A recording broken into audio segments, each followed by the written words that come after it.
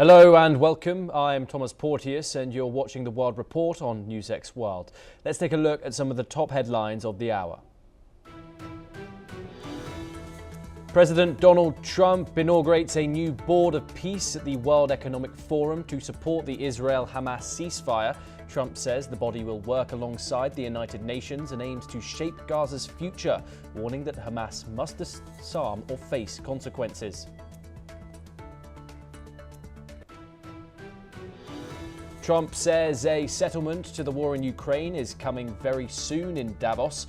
Ukrainian President Volodymyr Zelensky is set to meet with Trump and address the World Economic Forum ahead of the US talks with the Russian President Vladimir Putin in Moscow.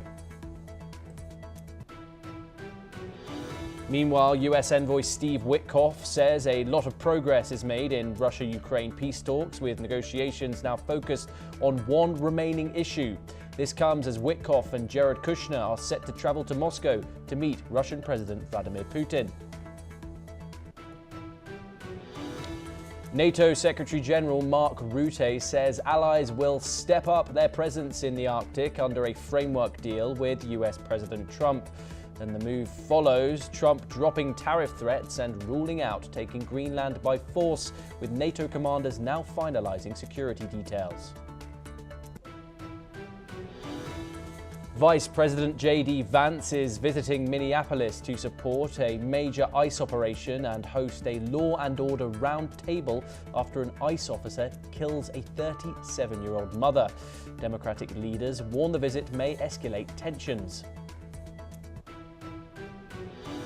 Syria's government accuses the Kurdish-led SDF of attacks that kill 11 soldiers, but the group disputes the claims and blames at least one blast on Syrian troops. The incidents risk derailing a 4-day ceasefire as Damascus pushes for the SDF to integrate into the state. ASEAN chair, the Philippines, says it will continue talks with opponents of Myanmar's military rulers and remains open to the outcome of the country's general elections without endorsing the vote. Official results so far show most seats go to a military-allied party ahead of the final round of voting. A commuter train crashes into a construction crane near the Cartagena in southern Spain, with several people reportedly lightly injured. Emergency services say the train does not derail as Spain faces scrutiny after recent deadly rail incidents. Those are the headlines for the hour, but we start in Switzerland, and the Ukrainian President Volodymyr Zelensky has arrived in Davos to attend the World Economic Forum. Zelensky is set to meet with US President Donald Trump at 12 p.m. GMT to discuss ongoing peace efforts to end the war in Ukraine. This comes after Trump's special envoy, Steve Witkoff, expressed optimism about finalizing a peace deal with Russia. Witkoff mentioned that discussions are narrowing down to one key issue, believed to be related to Ukraine's industrial heartland in Donbass. Witkoff is scheduled to visit Moscow for talks with the Russian President Vladimir Putin. And Trump, who is confident that both Putin and Zelensky are close to an agreement, emphasized that failing to reach a deal would be a mistake. Joining us now is Collins Chong-Yu-Keat, a foreign affairs, security and strategy analyst, joining us live from Kuala Lumpur. Thank you very much, Collins. It's always a pleasure to talk to you. Of course, the most recent meeting between the US and Ukrainian president is set to take place this time in Switzerland, but with a parallel visit going on with two of Donald Trump's most important envoys, Steve Witkoff and his son-in-law, Jared Kushner, visiting Moscow to meet with President Vladimir Putin. As things stand, of course, on the table in terms of diplomacy, do you expect any development to come out of either meeting?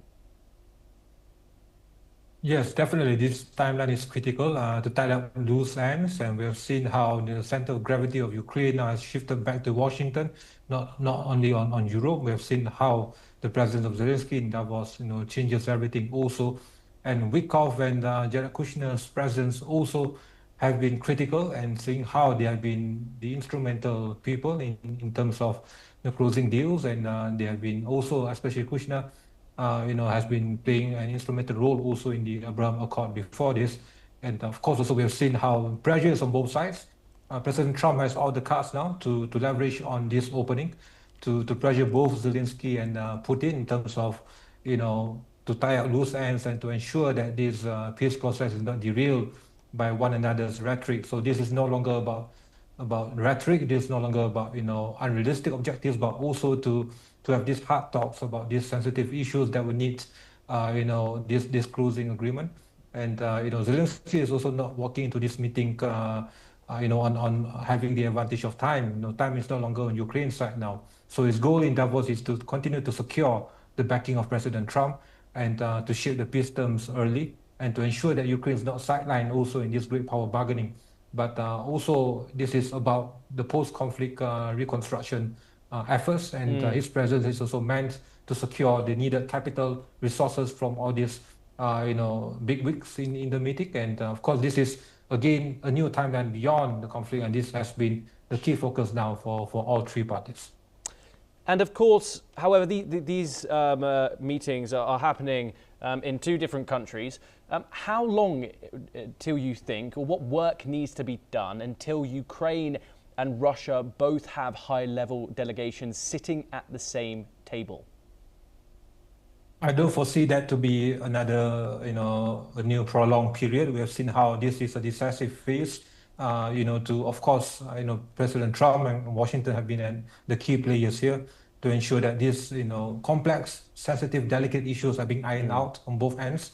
And I foresee that within the next at least couple of weeks from now, or even sooner, that we might see the possibility of the Zelensky's team and Putin's team, or in fact even both of them to meet face to face and to tie up loose ends and to ensure that this eventually will be settled. And credit will have to go to both President Trump as well as his team, Wickoff and Jared, and that but I foresee that this is not going to be prolonged into yet another month, a month or two. And the next one is going to be critical for these efforts. And Davos is a new opening, as well as the parallel presence of Wickoff and Jared will be also of great significance in this timeline. Indeed. Collins, do stay with us as we move on to our next story. But we stay in Davos, and Howard Lutnick, the US's Secretary of Commerce, recently reaffirmed the US's commitment to implementing the US-EU trade agreement after meeting with European Commissioner for Trade, Markus Šefčovič, at the World Economic Forum in Davos. This comes after tensions between the US and Europe flared once again, particularly over President Trump's pursuit of Greenland. The European Parliament suspended approval of a key US-EU trade deal in protest of Trump's Greenland acquisition bid, which has reignited trade tensions. Trump had threatened to impose new tariffs on 8 NATO members in retaliation, but later backed off after announcing a framework deal on Greenland's future. The trade deal, which was initially agreed in July, could have reduced US tariffs on European goods to 15%. However, following Trump's Greenland stance, European leaders have threatened to retaliate with tariffs on $93 billion worth of US goods, bringing the possibility of a new trade war closer. The financial markets, however, calmed after Trump's Davos speech, and the Dow Jones saw gains. As trade negotiations continue, the global economic landscape remains in flux, especially with a pending US Supreme Court decision on the legality of Trump's tariffs. Collins joins us once again to discuss this. We see there Lutnick and Šefčovič all smiles, having dinner in Davos, as after Donald Trump's speech, of course, when he said that he wasn't going to implement these tariffs. That EU trade bazooka seems to be off the table also. Is the US-EU trade deal actually back on track here, or is this just diplomatic damage control after this Greenland fallout? Well, it is meant to send a reassuring tone and message to Europe that the transatlantic ties, especially in the economic sector, will be still remain a great significance for both sides. And of course, we've seen that President Trump is not backtracking on his tools or on his threats. As I've argued, this is still in the early phases, and all options are still on the table. But at least for now, markets have been calmed, and that we have seen how this is also meant as a narrative to ensure that and to send a positive message to Europe that this trade agreement still remains intact, and there's this mutual need for both sides to leverage on one another's strength, and also it is being seen as a move, as a subtle message also to China that despite what has happened for the past couple of days now, the transatlantic ties still remain strong, especially in the economic sector, and that there's no opening for China to sow division or to capitalize on this situation, and to, of course, also to secure greater economic inroads by China in Europe. So this is also a reassuring pattern being sent. But again, red lines have been there, and this is also a signal from the US that we also value Europe. But alignment is also critical, and Europe is expected to align even more closely than ever before in terms of economic alignment, in terms of security alignment, especially regards to Greenland. And tariffs still remain on the table, knowing how President Trump will operate based on the unpredictable factor. But I foresee that this is, again, part of this bigger strategic move by President Trump to secure initial gains at first, and seeing how Europe might respond. And if things go well, then that will be good. But if things go south, then still options are there for President Trump to undertake. So I foresee that this is a positive move for now, to checkmate China's intent, also to send a rewarding tone to Europe for what he has done now. Collins, do you think the United States takes the European economic leverage seriously, or is this far more of a political move, the soothing of tensions here? It is more, you are right to say that it is more a political messaging and move, and as I've stated, there's no reason for President Trump or the US to be adversely affected by the tit-for-tat move by Europe in terms of these retaliatory tariff options. As I've stated, the resilience of the US economy remains paramount under President Trump's move, and he has now received hundreds of billions of dollars from all the tariff moves since last year. So this is just a little dot in the overall economic equation for the US. So I don't think that this will translate into the biggest pushing factor that has compelled President Trump to backtrack. I don't see that as a factor at all. So this is more of a political messaging, to compel Europe to do more. And of course, also, as I've stated, options are still there on the table. And of course, the threat by Europe to increase retaliatory tariff on the US is not the single biggest factor for President Trump to do this.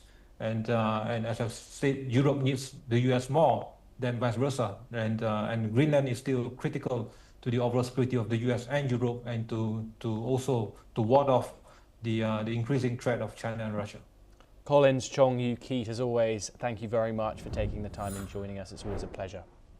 We now move on over to the Middle East for our next story. And in Gaza, hospitals have reported that Israeli forces killed at least 11 Palestinians on Wednesday, including two 13-year-old boys and 3 journalists.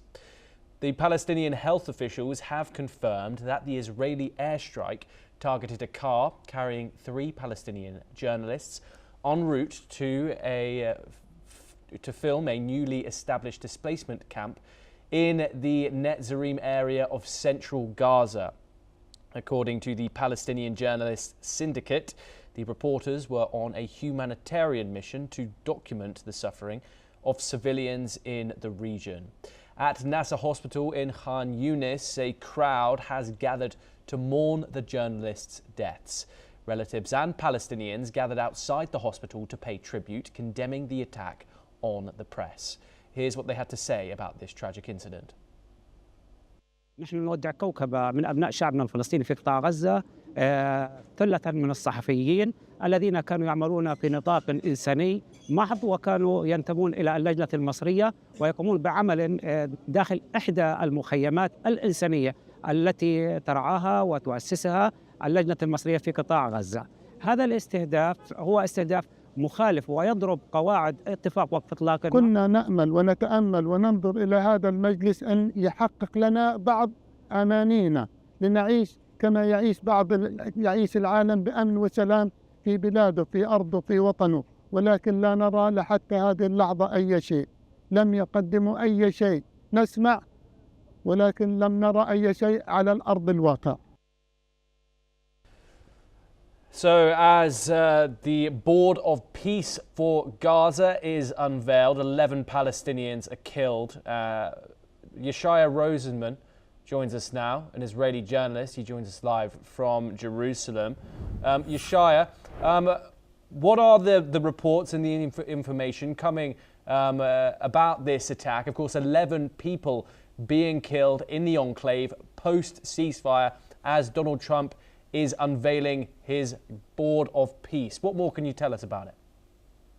Yes, so IDF is investigating the case. Initial reason given from the IDF was that these people were flying a drone that was surveilling IDF forces. In other words, they were spotters planning an attack, assisting an attack by Hamas on the IDF.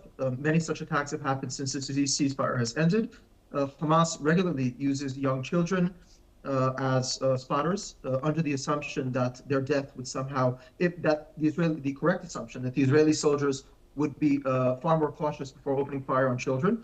But again, the child comes, spots on the soldiers, and then the Hamas fighters come and shoot at them, RPGs at them. Now, I'll also mention, your viewers can look up a site called Media Watch Legal, which documents the journalists that were killed in this war. Many of them were not only Hamas aligned, they were actual commanders in Hamas units. Like the most famous example would be Anas al-Sharif, the Al Jazeera icon. He was not only a leading Hamas propagandist, he was also a Nukhba fighter who commanded a rocket squadron. So the vast majority of journalists who were killed in this war are by no means innocent, and their deaths and their killings are fully legal under international law. Yeshaya, of course, this is the deadliest war in history for any journalist. No, I don't think. Yes, again, there's been over 240 journalists killed in Gaza, 3 more today. Of course, and then we've had reports of 2 teenage children being killed, of course. Is this not ironic? Of course, we've had 3 Israeli killed post-ceasefire. How can this process be seen as a successful one? And will Israel and the IDF be producing evidence when it comes to this attack, which killed 11 people? Again, Hamas has the ratio of civilians to fighters in this war is the lowest ever in the history of urban warfare. It is 1 to 1 or 1 to 1.5. According to Israeli intelligence, it was 80% that was civilians killed in this war. No, those numbers that came out of that's a lie by radical Israeli leftist sites. You can look at credible sources such as Spencer, forgot his first name, Spencer, the expert on urban warfare.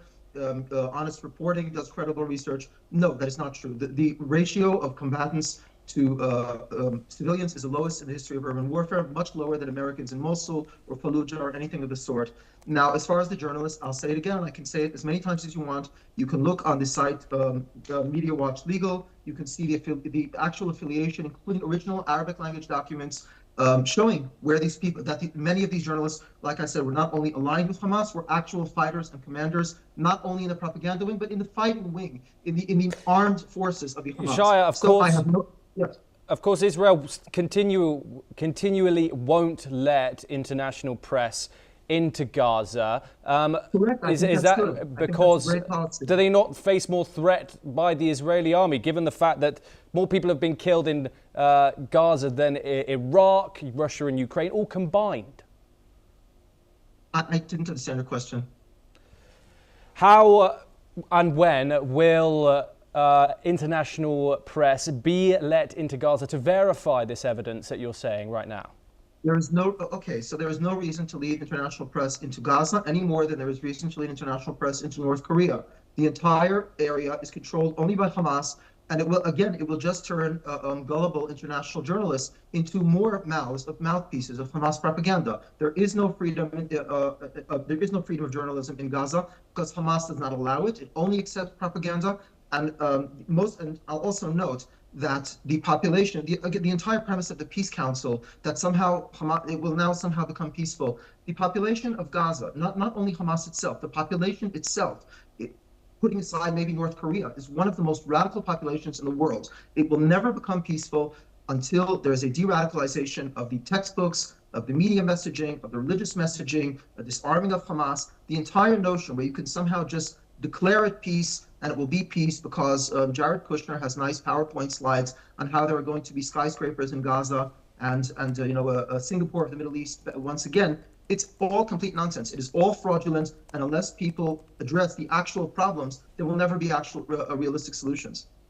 Of course, the unrestricted flow of aid, which is meant to be coming in, we're now seeing Israel, of course, ban certain humanitarian organizations from being let into the Gaza Strip.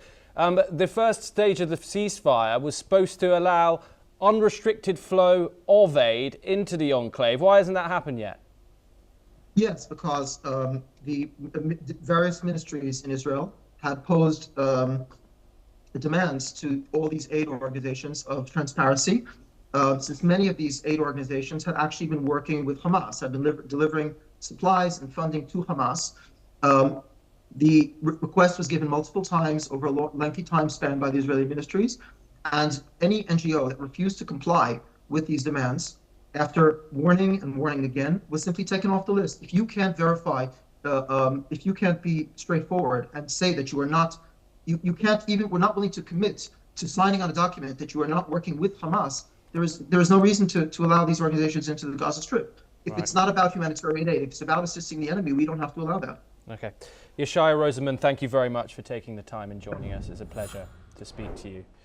We now move on to our next story and over to the Australian continent. And at least 3 people have been killed and another has been injured after an unidentified gunman reportedly opened fire in a town in Australia's New South Wales state. The shooting left 3 people, including 2 women and a man, dead, while another man was taken into a hospital in a serious but stable condition. The New South Wales Police Force said that officers attached to the Central West Police District attended the scene. It urged the public to avoid the area and urged local residents to stay inside. Reports suggest that the gunman is still at large and is believed to be held up inside with the town with a long armed weapon. The incident gained significance against the backdrop of the massive shooting at the iconic Bondi Beach last month that killed 15 people at a Hanukkah celebration. The shooting also comes a day after the Australian Parliament passed anti-hate speech and gun laws in response to the Bondi Beach attack. Well, that's all that we have time for this hour. Keep watching